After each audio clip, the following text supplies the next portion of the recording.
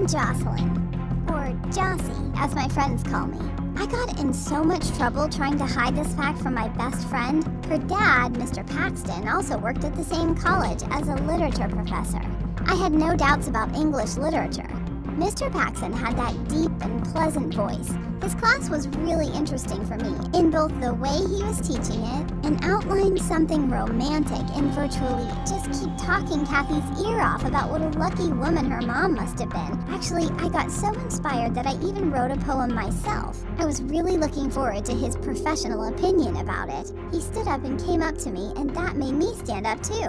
It felt like we were attracted to each other like a magnet. So, as you might have guessed, we started our romance. Desperately tried to avoid talking about him to Kathy since then. I carefully deleted all traces of our affair from myself. Hi, and I was sure my he was name too. is Leanne, and I'm lying to my dad about my mum to help save our family. Bunch of unpleasant occasions happened a while ago, and my little brother Matthew, he's 2. My parents sometimes argued over things, which always made me pretty sure that that was the normal. But one day it turned out that I was terribly mistaken. It was in the middle of the day, and I was doing my homework. At some point, she asked me to go look after Matthew.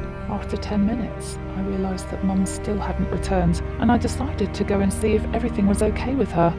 She said that she had stubbed her toe badly, but I felt like something else was going on that made her so upset. And most of the time she keeps her emotions to herself. She never cries over, let's say, a sad film or upsetting news.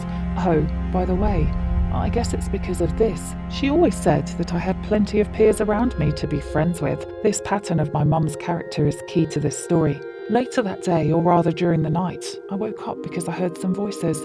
And judging from the few words that reached me, then I understood why she was crying earlier that day.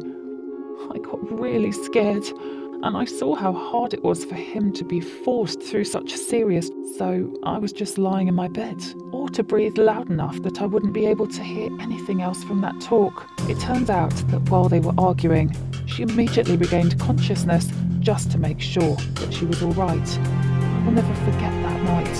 I darted from one corner to another. They didn't come home until the morning.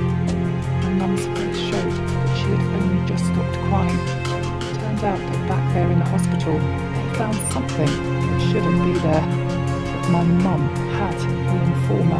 And you can rest assured that Mum decided to start her treatment immediately. But he really didn't need to say anything. So every day when I came home from school I had to cook. Because, after the chemo, and she could barely take care of herself, but also her temper.